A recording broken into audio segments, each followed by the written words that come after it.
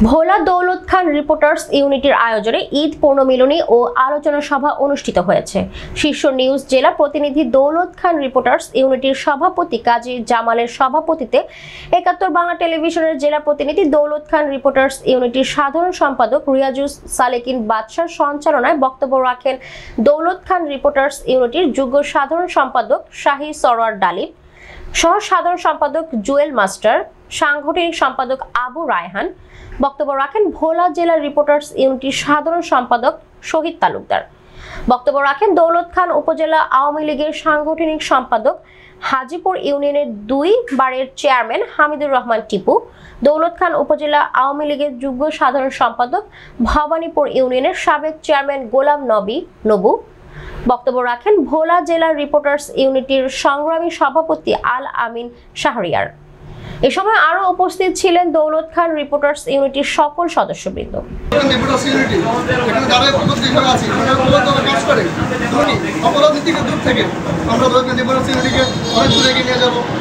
সম্মানিত সদস্যবৃন্দ, আর সরকারি কর্মকর্তা, আপনি রিপোর্টার্স ইউনিট মানে সাংবাদিক হতে পারেন না, এটা কোনো ম্যানুয়ালে নাই। অতএব প্যানেল নিয়ে বিদায় নেন, সভাপতির পদ ছাড়বেন না। উনি বারবার বিভিন্ন নকশা করে সভাপতি চেয়ারটা আটকে ধরতে চাচ্ছেন।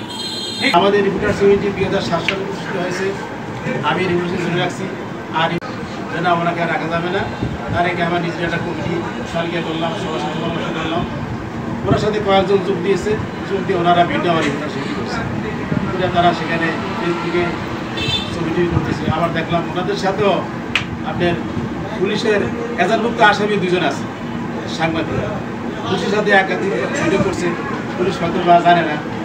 এটা বিগত ১৫ বছর হয়তো ২০ বছর ধরে আমরা দেখতে আসছি কাজী জামাল উনি পরিচালনা করে আসছেন এবং সুন্দর সুশৃঙ্খল। তারই পরিপ্রেক্ষিতে আজকে ঈদ পূর্ণমিলনী অনুষ্ঠানের আমাদের দৌলত খানের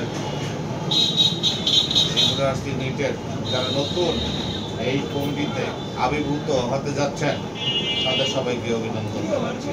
রিপোর্টার্স ইউনিট একটি বস্তুনিষ্ঠ সংগঠন। এই সংগঠনটি সেবা দানের মতো, এই সংগঠনটি রেড ক্রিসেন্টের মতো একটি প্রতিষ্ঠান। আমি বলি সকলকে বুঝিয়ে বলতে হবে যে এমনভাবে আমরা কাজ করব যেন আমাদের কোনো বদনাম না হয়, আমাদের রিপোর্টার্স ইউনিটির যেন কোনো রকম কলঙ্ক লেপটে না যায়। এই বিষয়টি খেয়াল রেখে সামনের দিকে এগিয়ে চলবো। আসলে রিপোর্টার্স ইউনিট তো কাজী জামালই ছিল, কিন্তু তারপরে আবার আরেকটা সংগঠন, এটা কেমন করে জিনিস। তুমি আজকের থেকে শপথ করো যে আমি আজকে নেতৃবৃন্দ, আজকে বক্তারা যে কথাটা বলছে, আমি সততার সহিত আমার সংগঠনটা আমি পুনরুজ্জীবিত করে আমি দৌলত খানের একটা ইতিহাস সৃষ্টি করে দিব যে আমার সাংবাদিকরা দৌলত খানের ন্যায়সঙ্গত এবং সঠিকভাবে আমি বস্তুনিষ্ঠ সাংবাদিক, আমি সংবাদ প্রচার করবো। কর্মীরা যারা সমবেত হয়েছেন, উপজেলাটা একটা ছোট, এই ছোট উপজেলাটায় যারাও এখানে অনেক কিছু সবাই গণমাধ্যমে কাজে কর্মে ব্যস্ত থাকেন, এক একজন এক এক দিকে ছুটি করেন, পারিবারিক কাজ আছে, ব্যক্তিগত কাজ আছে।